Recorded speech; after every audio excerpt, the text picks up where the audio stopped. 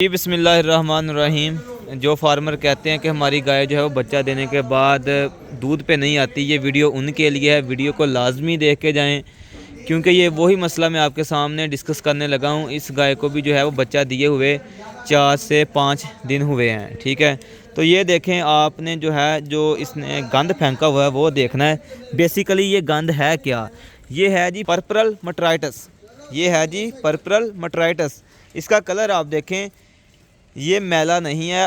आपने इसको मैला यानी कि लोशिया जो है उससे कंफ्यूज नहीं करना। अक्सर लोग कह देते हैं कि हमारा जानवर जो है वो मैला फेंक रहा है, लेकिन अगर इस तरह का डिस्चार्ज आए तो वो मैला या लोशिया नहीं है, बल्कि वो पर्परल मटराइटस है।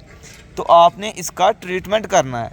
आपने क्या, अब इसका ट्रीटमेंट क्या आपने करना है, ये भी जो है ज़रा गौर से आप सुन भी लें और लिख भी लें, ताकि बाद में आपकी ये कंप्लेन जो है वो दूर हो जाए कि हमारा जानवर जो है वो बच्चा देने के बाद प्रॉपर दूध पे नहीं आता। आपने क्या करना है, सबसे पहले आपने जो है वो इंट्रायूट्राइन वाश आउट देना है ऑक्सीटेट्रा साइक्लिन के साथ 2 दिन लगातार। इसी के साथ जो है वो आपने PGF2 अल्फ़ा उसका शाट लगाना है 2 दिन लगातार।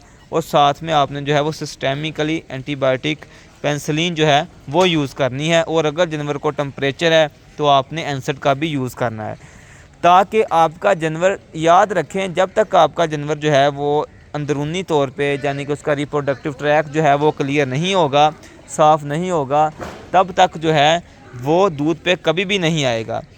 आपने एक और चीज़ नोट करनी है कि इसकी जो चमड़ी है, जो खाल है, वो आपको रफ़ सी नज़र आ रही होगी, जैसे इसको सर्दी लगी हुई है।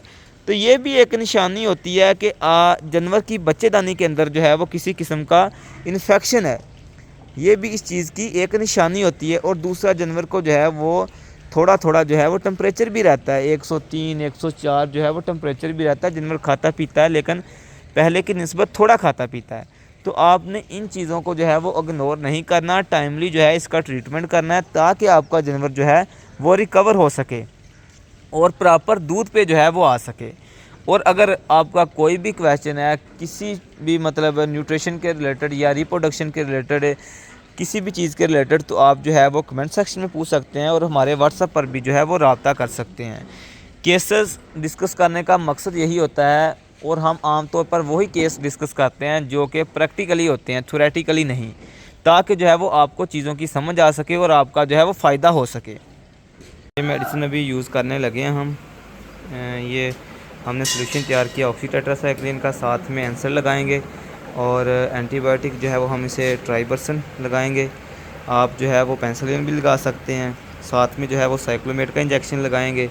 और दोबारा फिर जो है वो सुबह हम यही मेडिसिन जो है वो रिपीट करेंगे। और इसके साथ जो है वो ये मेडिसिन हम इसके अंदर रखेंगे, क्योंकि इसको बच्चा दिए हुए अभी 4 से 5 दिन हुए हैं।